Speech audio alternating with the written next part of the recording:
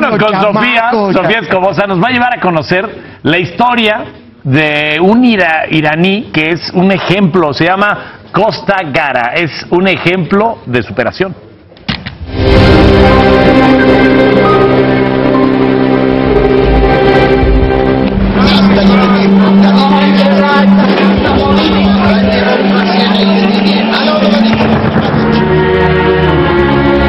Amigos de Matutino Express, es un gusto y un honor para mí poder entrevistar en esta ocasión a Costa Gara, un joven iraní que es un modelo a seguir y un modelo aspiracional. ¿Y qué les parece si conocemos un poquito más sobre Costa Gara? Bueno, primero que nada, muchas gracias por invitarme. La vida de hoy es para mí algo muy distinto de lo que viví yo de niño, de los años de mi niñez. Todo es muy distinto. ¿Tú naciste en dónde? Para la gente que no sabe. Nací en Irán. Es un país vecino de Afganistán. Estamos en Medio Oriente. Yo cuando tenía 7 años, en 1979, estalló la revolución. Tenía yo apenas 7 años, así que no entendía lo que era eso de la revolución. Lo que sí recuerdo es que mi mamá llegó a sacarme de la escuela, ya no pude volver a la escuela y el país sufrió un cambio dramático. Yo a los 7 años no entendía qué era eso de no poder ir a la escuela, no entendía la lógica detrás de eso. A mi papá lo arrestaron y puede que a alguien le cueste trabajo entender esto, pero cuando estalla una revolución, todos los funcionarios del régimen anterior, por lo general, los arrestan, los encarcelan o los asesinan. A mi papá lo encarcelaron, después de unos 3 años lo pusieron en libertad, pero lo habían maltratado mucho y murió tiempo después. Y entonces mi mamá se dio cuenta de que no había cabida para nosotros ahí. Así que hizo todo lo que pudo para sacarme del país porque no había futuro para mí en nuestro país.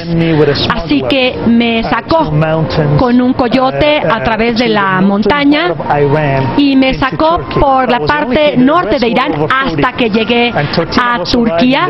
Ahí estuve hasta que tuve 40 años. Hasta que tuve 40 años.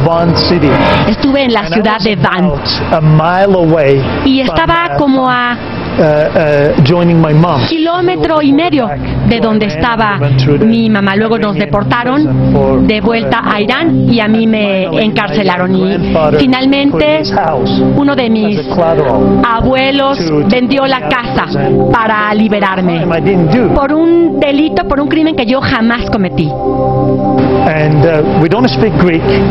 Llegamos a Grecia, no hablábamos ni turco, ni inglés, ni griego, no teníamos alimento, ni pasaportes, no teníamos nada. Y hacía muchísimo frío.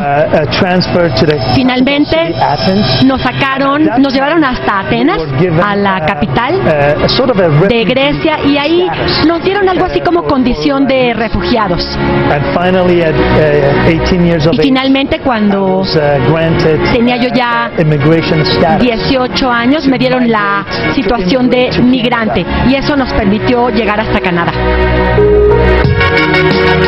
Está interesantísima la historia de este hombre iraní que, víctima de la situación sociopolítica, pues estaba sufriendo toda su niñez, toda su juventud. Esta es la primera parte del reportaje, porque vamos a ver después cómo llega aquí a América, se va a Canadá y todo el trabajo que tuvo que estar haciendo. El periplo. Exactamente, y un ejemplo a seguir. Le agradezco a Costa Gara por la entrevista. Es una persona muy ocupada y una persona que no se cansa, que le puedes decir que no y el no es una respuesta para él, ¿no? Y sigue y sigue y sigue. Parece que usted no me ha entendido. Yo vendo perfumes, pero ahora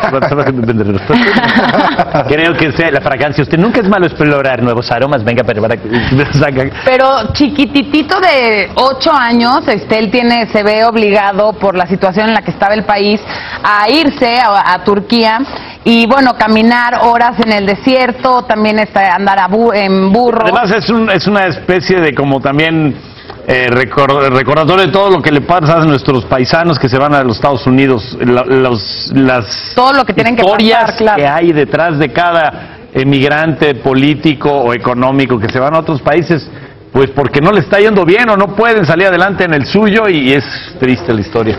Así es que no se pierdan la segunda parte de la entrevista con Costa Gara. Costa.